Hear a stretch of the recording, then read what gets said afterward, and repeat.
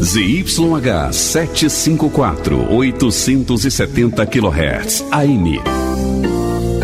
Rádio Universitária, Goiânia. Emissora da UFG.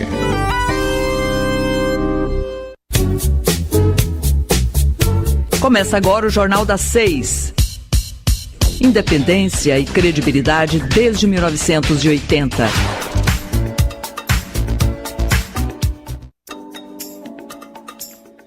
Olá, boa noite, 6 horas em ponto. Está começando o Jornal das 6. Eu sou Rodrigo de Oliveira e fico com você até às 6h30 da noite. Você pode nos ouvir pelos 870 AM ou pelo site radio.ufg.br. Acompanhe o Jornal das 6 também pelo aplicativo Minha UFG. Fique ligado. Ontem nós noticiamos aqui no Jornal das 6 que o relatório da sindicância feita pela Comissão Interna da Secretaria Cidadã apontou que 13 servidores podem ter sido omissos no incêndio que matou 10 menores no último dia 25 de maio no Centro de Internação de Goiânia. Sobre esse assunto, nós vamos conversar agora com o professor do curso de Psicologia da UFG, Altair José dos Santos, que é coordenador do CEPEA, o Centro de Ensino, Pesquisa e Extensão do Adolescente da UFG. Boa noite, professor. Muito obrigado por falar com o Jornal das 6. Boa noite, Rodrigo. Eu é que agradeço a oportunidade. Professor Altair, o relatório aponta que os servidores podem ter sido omissos durante o incêndio. Se isso for confirmado, é muito grave, né? Sim. O fato em si, né, são 10 adolescentes mortos. Então, é um fato de inegável gravidade. E se esse relatório for confirmado, né, se isso confirmar aí a responsabilidade desses servidores, é algo muito grave. Agora, a mesma gravidade desse fato exige uma apuração rigorosa, criteriosa e verdadeira do acontecido. O CEPEA UFG está acompanhando e vai continuar acompanhando esse caso? O CEPEA já há quase 3 décadas acompanha, está muito envolvido na movimentação do sistema socioeducativo no estado de Goiás, e a gente tem vivenciado, assim, em primeiro lugar, uma imensa tristeza pela morte trágica desses 10 garotos, e com toda essa tristeza, mas ao mesmo tempo imbuído de um espírito de participação, de solidariedade, de prestar serviços às famílias dessas vítimas, e também imbuído de um espírito de luta, né, de cobranças, de exigência para que os responsáveis por esse fato sejam de fato identificados, né, e responsabilizados. Inclusive, vocês farão um monumento aí no CEPEA, né? Artistas de várias áreas foram convidados para registrar esse ocorrido, né? Para que ele não seja esquecido, né? É muito importante isso. Sim, imediatamente após o fato, né, a notícia dessa tragédia, nós nos deslocamos lá para frente do CIP, né, que é a Unidade de Internação Provisória, e do Centro de Internação Provisória, e acompanhamos o mais de perto que foi possível, porque havia também as interdições ali institucionais, o que se passou com esses meninos, o que se passou com os servidores, o que se passou e está se passando com essas famílias. E divulgamos naqueles mesmos dias uma carta, uma nota de repúdio, né, denunciando a gravidade do que aconteceu. É algo, assim, é inominável isso que aconteceu. E só para a gente lembrar, esses jovens morreram queimados, né? Incendiados, nós diríamos, né? Eles estavam sob a tutela do Estado, portanto, sob a responsabilidade do Estado.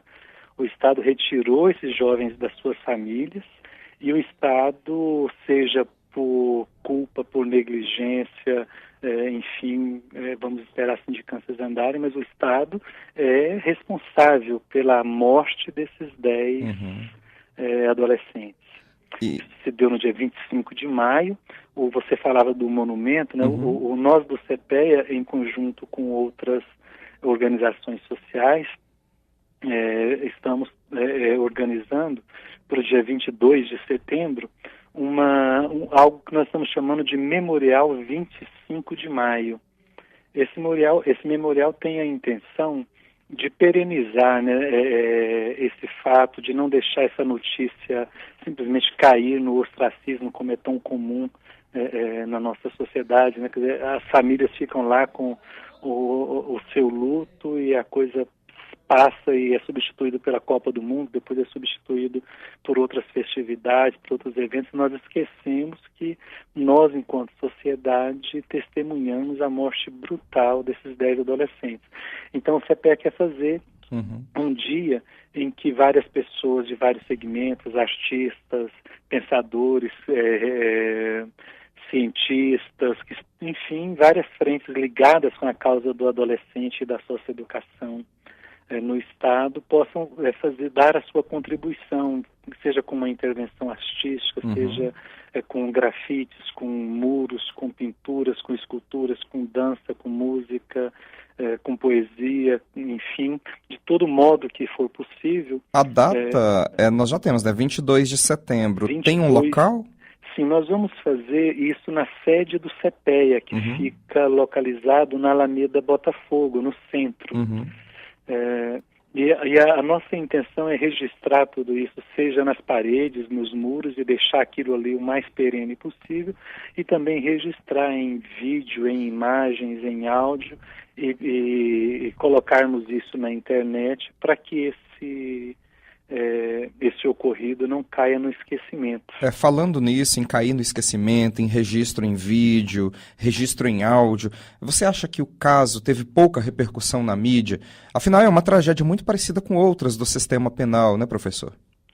Ela é, por um lado, muito parecida, e se eu tiver a oportunidade eu gostaria de falar disso.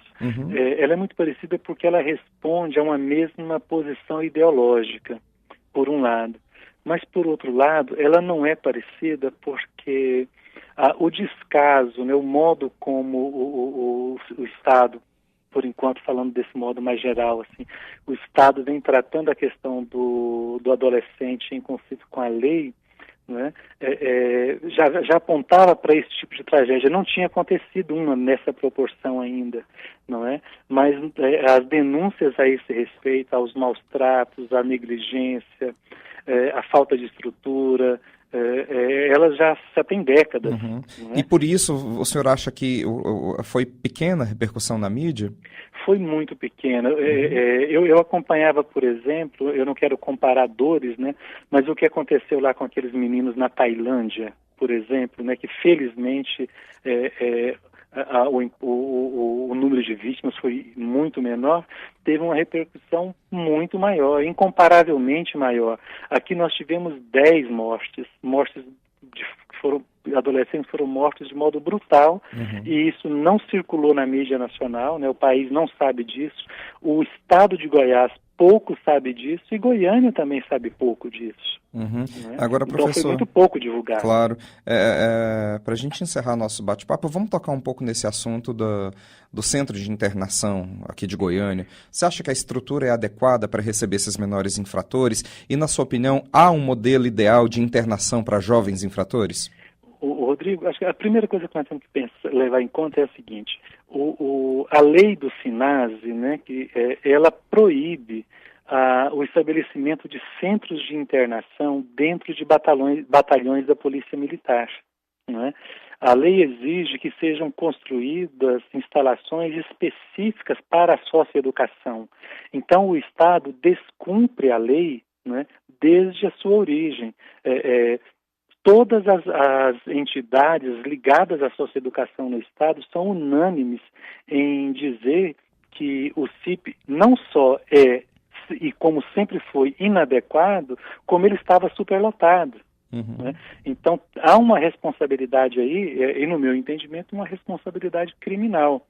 Inclusive, eu acho que a sindicância interna da Secretaria Cidadã, fazendo recair a responsabilidade exclusivamente sobre os servidores que estão ali sobrecarregados, mal treinados, mal aparelhados, me parece que é um modo da Secretaria e do Estado e do governador José Hélito, né, se eximir dessa responsabilidade. A responsabilidade primeira é do Estado, que não cumpre a lei, né, seja da parte do governador, seja da parte da Secretaria Cidadã e dos executivos da socioeducação no Estado. Né? A gente sabe que não havia extintores de incêndio. A gente sabe que a unidade não conta com a adequação às normas do Corpo de Bombeiros. Precisa falar mais alguma coisa? Entendeu? Não é verdade? Se não conta com a certificação do Corpo de Bombeiros, se não está adequado com as exigências do Corpo de Bombeiro, como funcionar? É porque não está adequado para funcionar e receber esses menores. Né? A pergunta é óbvia, né? Quer dizer, e o Estado, então, faz uma sindicância interna para acusar os servidores que estão lá sobrecarregados, também maltratados. Quando é que o Estado vai assumir a sua responsabilidade nisso? É verdade, professor. A gente fica com essa questão, então, para um próximo bate-papo com o professor.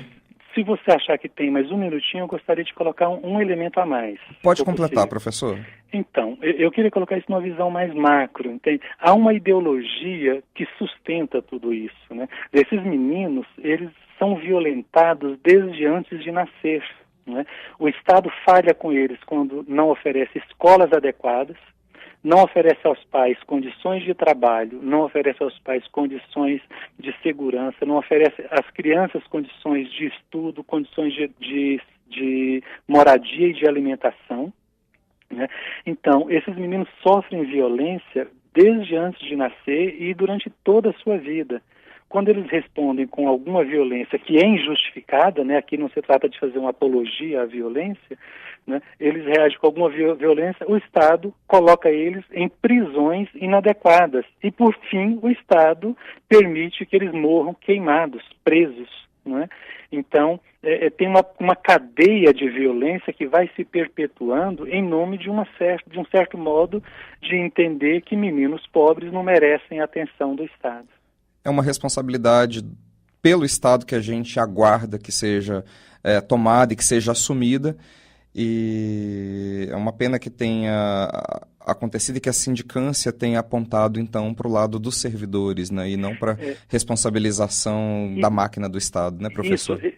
Particularmente eu escuto, eu não vi os documentos, eu imagino que vocês também não tenham tido acesso, né, aos vídeos e que eles estão apontando. Ainda não. Né? Mas eu imagino que como sempre, a coisa está estourando do lado mais frágil, entende?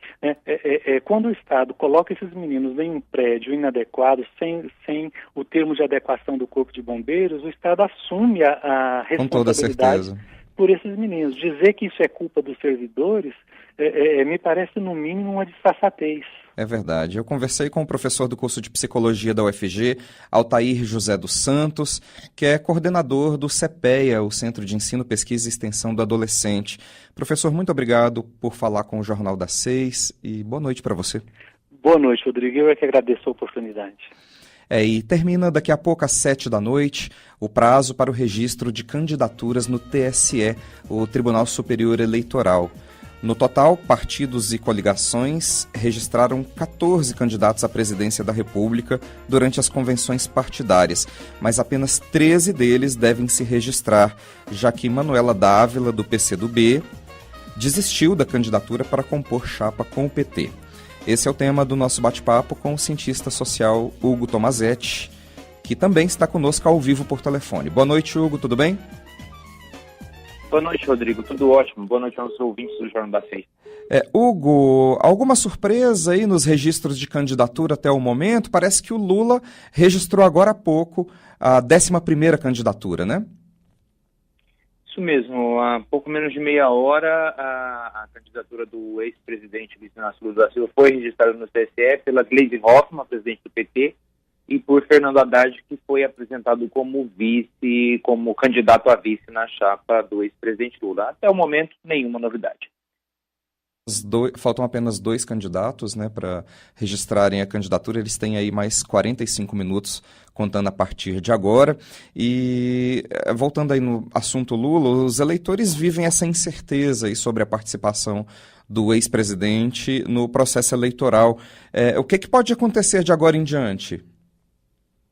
Bom, a partir de amanhã já começa a campanha eleitoral, independentemente do julgamento de procedência ou não dessas candidaturas.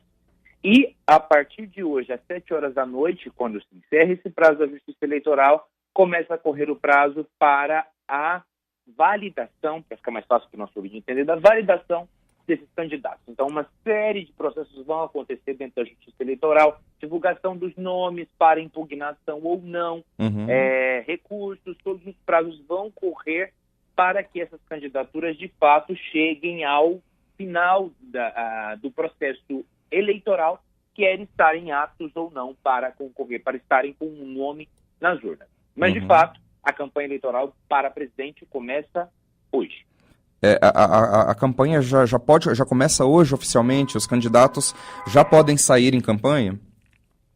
Isso, a partir de amanhã, para ser mais exatos, os candidatos já podem sair em campanha, independentemente se a chapa foi ou não legitimada pela Justiça Eleitoral. A partir de amanhã já podem colocar, como dizem na boca pequena aí no Brasil, colocar o carro na rua para pedir votos Brasil afora. A partir de amanhã, a Justiça Eleitoral já libera isso. Caso eleitoral, isso já pode acontecer amanhã. Caso a candidatura do Lula seja mesmo impugnada, o que acontece? O PT fica sem concorrer ou o candidato ainda pode ser substituído posteriormente? O Haddad, por exemplo, pode virar candidato à presidência com a Manuela Dávila vice. Olha, isso pode acontecer, essa substituição ela pode acontecer, e a gente pode fazer um paralelo com o que aconteceu no caso da candidatura de Eduardo Campos, que morreu em 2014, que foi substituído pela candidata Marina da Silva. Não é o mesmo caso, obviamente não se trata de um acidente, mas é uma substituição de um candidato pelo outro. Isso pode acontecer, sim, perdão, apesar de toda a manipulação, todo o movimento político que está sendo feito por parte do PT para que essa substituição não aconteça, ou melhor, que ela aconteça o mais tardiamente possível para haver algum tipo de transferência dos votos do Lula para o Fernando Haddad. Mas tudo corre para que o nome de Lula não figure nas urnas caso a candidatura dele seja impugnado e ainda tenha um tempo hábil por parte da Justiça Eleitoral para trocar o nome e a foto nas urnas eletrônicas. Foi um pouco do que aconteceu em 2014 mesmo, né? Quando a Marina substituiu o Eduardo Campos, né, que a gente vai lembrar, ele morreu em um acidente aéreo. O Eduardo Campos não vinha muito bem nas pesquisas, não. Estava ali em 3º, 4º lugar. E quando ele morreu, a candidatura deu uma alavancada. E quando a Marina Silva assumiu a candidatura do Eduardo Campos, ela já aparecia muito bem nas pesquisas e cotadíssima para ir ao 2º turno com a ex-presidente Dilma Rousseff, né? Você acha que a candidatura dela foi alavancada por aquela exposição na mídia e que talvez seja isso que o PT planeje fazer, alavancando o Fernando Haddad, que tem nome pouco conhecido aí, através da exposição dessa incerteza sobre o Lula como candidato na mídia? Ou você, finalizando a minha pergunta aqui, ou você acha que esse tipo de marketing pode ser um tiro no pé? Olha, esse marketing, apesar de na questão do marketing a gente não poder fazer uma comparação, porque foi um acidente, a exposição veio por conta do acidente e agora a exposição vem por conta de outras coisas. Inclusive, eu lembro ao nosso ouvinte que o ex-presidente Lula não está com os direitos políticos cassados. Logo, se a candidatura dele é registrada, ele pode, inclusive, dependendo do andar da carruagem, gravar o programa eleitoral, dependendo de como as coisas forem andando, mesmo dentro da cela na Polícia Federal, onde ele está nesse momento. Ele pode gravar o programa eleitoral e, assim, fazer um apelo midiático para a transferência de votos, que, indubitavelmente, a candidatura do ex-presidente Lula vai ser questionada na Justiça, e, se não fosse questionada, o próprio Tribunal Superior Eleitoral, o juiz que está por conta desse caso, poderia indeferir a candidatura por ofício. já que ele se enquadra na lei da ficha limpa. Mas existem vários tipos de recursos que podem ser aplicados e, pelo lado político, o PT vai explorar isso à exaustão, até o último momento, e arrisco mais, de tentar levar essa questão até o Supremo Tribunal Federal de maneira que não tenha tempo hábil para a substituição do candidato na própria urna eletrônica. Apesar da própria Justiça Eleitoral garantir que vai haver celeridade, obedecendo os prazos, mas vai haver celeridade para que, se numa eventual necessidade de troca do candidato na urna eletrônica, essa troca seja feita. Mas eu tenho convicção de que o PT vai trabalhar para levar a imagem do ex-presidente Lula para a urna e, se for necessário, trocar o candidato para Fernando Haddad ali. Seria extremamente benéfico, né, para o PT. O Haddad, na verdade, termina como candidato, mas na urna aparece o rosto do Lula, né? Para a população, para o nicho eleitoral do PT, isso é importantíssimo, né? Agora, para a gente, só para eu fazer mais uma perguntinha aqui, para a gente encerrar o nosso bate-papo, a campanha esse ano ganhou um fundo especial de financiamento de campanha, né? O governo vai destinar 1 bilhão e 700 milhões de reais para os candidatos. Esse montante poderá ser engordado por doações privadas ou os candidatos terão que seguir em frente somente com esse valor aí? Somente com esse valor. Com a mudança que ocorreu, a mini-reforma eleitoral que ocorreu no Brasil, o financiamento privado de campanha, financiamento por parte de pessoas físicas de campanha, acabou, não existe. Só existe financiamento público. Os candidatos, como pessoa física, podem colocar algo do seu dinheiro, eu não sei informar quanto aqui nesse momento, mas eles podem colocar algo do seu próprio dinheiro nas campanhas. Mas isso também obedece um certo critério. Da justiça eleitoral. Existe um critério todo específico para isso. Agora, por parte de empresas, que é o maior medo do Brasil, de financiamento privado por parte de empresas, esse já não existe mais nas eleições brasileiras. Pelo menos no Caixa 1 não existe mais, né? Agora, dinheiro do próprio bolso pode ser usado um pouco, então. Sim, pode. É um dinheiro que pode ser bastante importante, né? Mais cedo o TSE divulgou o patrimônio declarado de cada candidato e alguns chamaram bastante atenção, né? O Henrique Meirelles tem 377 milhões de reais em bens e o João Amoedo tem 425 milhões de reais em bens. Esse patrimônio pessoal pode pender a balança para o lado deles? Olha, pelo histórico dos dois candidatos, não vai pender muito a balança, porque, enfim, eles não têm capacidade nem capacidade para crescer. No entanto, eles têm algum tipo de poder econômico para poder movimentar um pouco a campanha. Apesar de, reiterando a ideia, eles não terem tanta chance assim de chegarem muito longe nessa corrida eleitoral. Tá certo. Eu conversei com o cientista social Hugo Tomazetti, que falou comigo ao vivo da Espanha. Muito obrigado por conversar conosco mais uma vez. Boa noite para você, Hugo. Um grande abraço, até a próxima. Agora são 6h23. A gente faz um pequeno intervalo e volta já com o Jornal das 6. Ouça o Jornal das 6 também pela internet, no site da Rádio Universitária ou pelo aplicativo Minha UFG.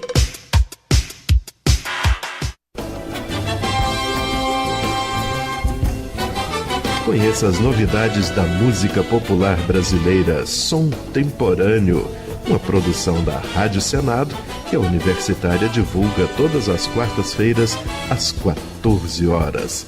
O melhor da música contemporânea do Brasil. Produção e apresentação, Guilherme Michelucci. Voltamos a apresentar o Jornal das 6.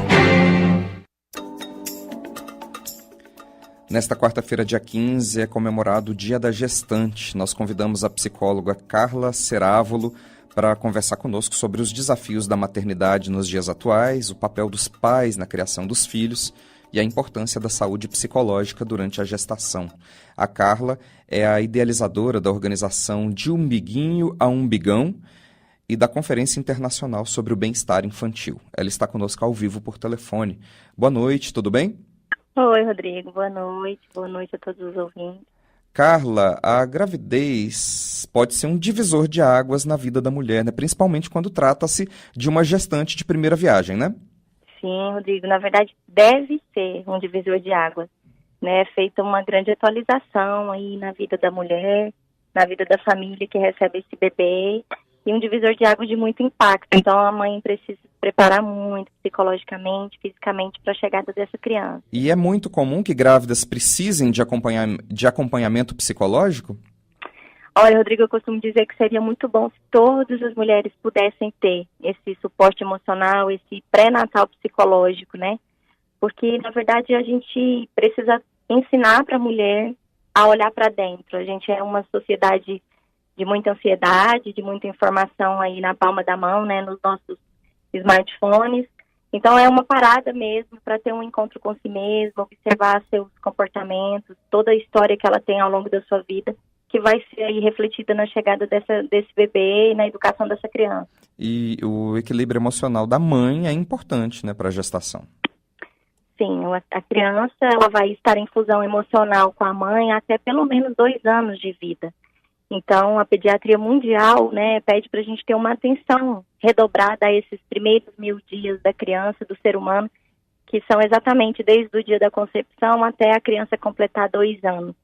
Se a mãe está bem, a criança vai estar bem. Então, é realmente uma fusão em que mãe e bebê precisam estar bem, a começar pela mãe. Uhum. E tem muita mãe, inclusive, que conversa com o bebê enquanto ainda está na barriga, né? Canta, acaricia. Isso é importante também nesse período, né? Assim, essa tecelagem do vínculo com o bebê, ela deve começar já na gestação. Uhum. O cérebro do bebê é formado aí já nas primeiras semanas de vida, e a criança dentro do ventre está recebendo estímulo, está recebendo esses sentimentos da mãe, e é importante que a mãe comece aí um exercício de vínculo, de relacionamento, né, com o teu bebê ainda na barriguinha, assim, faz toda uma diferença depois, quando ele nasce. Vamos falar um pouco para os homens também. Que tipo de apoio o pai pode dar para que a gestação seja mais tranquila? Olha, Rodrigo, talvez acompanhar exatamente já nesse pré-natal psicológico, porque como hormonalmente tudo está acontecendo só com a mulher, é mais complicado para o homem, né? Então as mulheres cobram muito que o pai tem que fazer o vínculo, que o pai tem que conversar com o bebê na barriga, e realmente é muito importante que ele faça isso, mas nós precisamos entender que é mais difícil para o homem. Então, quando ele consegue ter esse suporte, se relacionar aí com a escolha das roupinhas, do quarto, se envolver com o nome do bebê, né? Todas as escolhas, conseguir acompanhar a mulher nas consultas, né? Do pré-natal, tudo isso facilita também esse vínculo do pai com a criança, e com certeza a mulher, tendo esse suporte emocional do seu parceiro, ela vai ter uma gestação mais tranquila e um pós-parto mais tranquilo, evitando aí que a gente tenha depressão pós-parto e maiores transtornos. Antes de falar do pós-parto, vamos falar do parto. As mulheres ainda temem esse momento? É preciso uma preparação psicológica especial para o parto? Tem sim, temem. Hoje a gente fez um encontro com gestantes e foi unânime, todas têm medo do parto. É engraçado que é uma coisa que a mulher é preparada durante toda a vida. Nós sabemos que vamos parir, que a mulher tem possibilidade para parir, que ela está para parir, mas mesmo assim ainda amedronta. Porque, na verdade, a gente pega muito a história do outro e as histórias da mãe, da avó, da sogra. E é importante que a mulher saiba que cada parto é um parto e que ele é único, né? Até mesmo para a mulher que já teve um filho, está aí 3º, 4º filho, cada parto é um momento especial, essa criança deve ser recebida com amor, com carinho, independente da via de parto, Rodrigo. A gente não está falando só de parto normal, né? Claro. Que a cesárea também seja um momento especial. Que seja uma escolha consciente também, né? Que seja uma escolha consciente também. Sim, uma escolha consciente, que a mamãe possa esperar os sinais do bebê, né? Que ela entre em trabalho de parto.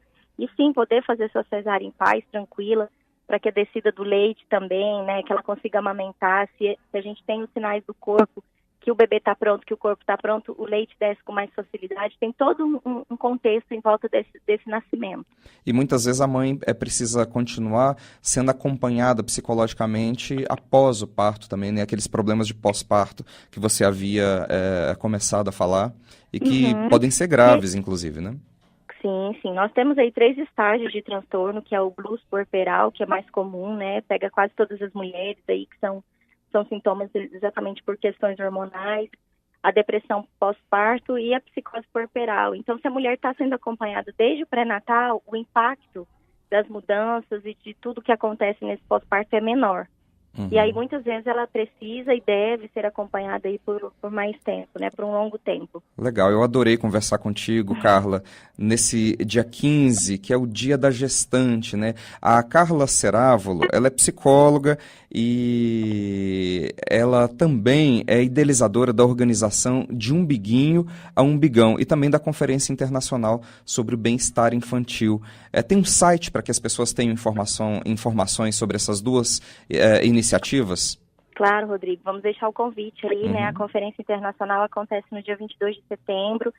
São palestras durante um dia inteiro para a gente falar de comportamento infantil. Esse ano nós vamos falar sobre ansiedade, depressão na infância, temas que têm assustado a gente. Podem acompanhar a gente pelo Instagram, Facebook, o De Umbiguinho a Umbigão, e também o Instituto Suassuna, que é onde tem todos os nossos cursos e eventos ao longo do ano. Perfeito. Muito obrigado por falar com o Jornal das 6 e boa noite para você. Um grande abraço para todas as gestantes e parabéns e obrigado pela participação. Eu que agradeço. Com essa informação, com esse bate-papo com a Carla Cerávolo, a gente encerra o Jornal das 6 dessa quarta-feira, 15 de agosto de 2018. Eu agradeço ao Murilo Cavalcante e Ana Cláudia Rezende pelos trabalhos técnicos. Desejo a todos uma boa noite e muito obrigado pela audiência. O Jornal das 6 fica por aqui. Nós temos um encontro marcado de segunda a sexta, a partir das 6 horas da noite. Muito obrigada pela audiência.